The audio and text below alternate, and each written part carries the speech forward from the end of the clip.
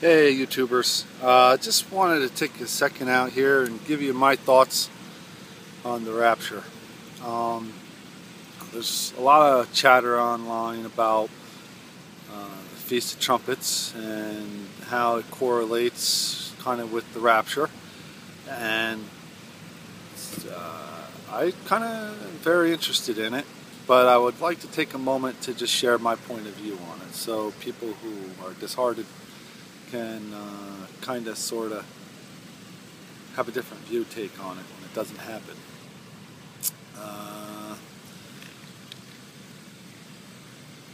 Rosh Hashanah, the Feast of Trumpets, is the next feast that's up. And we know that the Lord has done all the spring feast already. If you're not familiar with it, I'm talking about Passover, unleavened bread, first fruits, and the day of Pentecost, which means 50 days later. Penta is 50. And the next feast that's up is the Feast of Trumpets. And it definitely makes me think that it could fall on that day. But I want to go with the hypothesis of, let's say it doesn't. Well, what does it mean then? Did the Lord stop fulfilling things on the feast day? I don't believe so. I actually believe my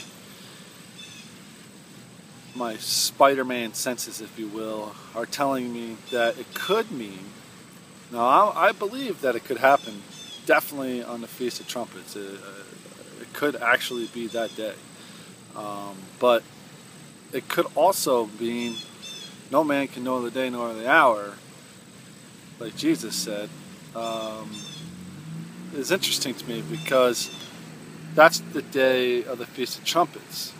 No man will know the day nor the hour when the moon's going to pop out. That's what they're waiting for, is that moon, first shimmer of the moon to come, and then when they see that, they know the new year begins. And this is the feast that the Lord set up for himself.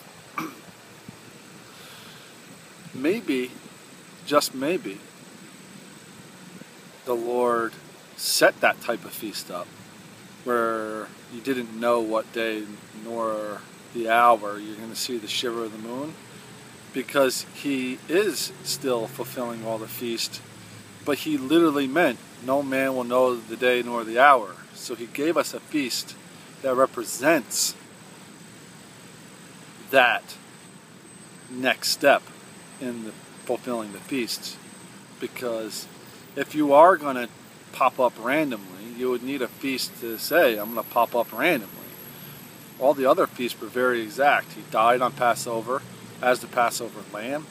He went to the grave as unleavened bread, and he came out of the ground as first fruits. 50 days later, we had Pentecost, which is exactly Penta, is 50 days, where he poured out the Holy Spirit. And now we're at the Feast of Trumpets, and the Feast of Trumpets marks a time where no man will know the day nor the hour. But it is called the Awakening Blast and all the things that are associated to the Rapture.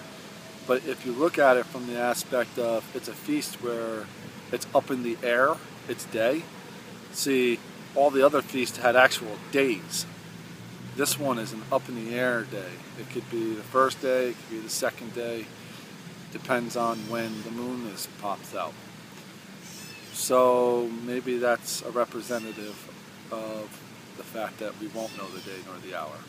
And that was just my thought, because I got excited as well about the Feast of Trumpets for the last couple of years.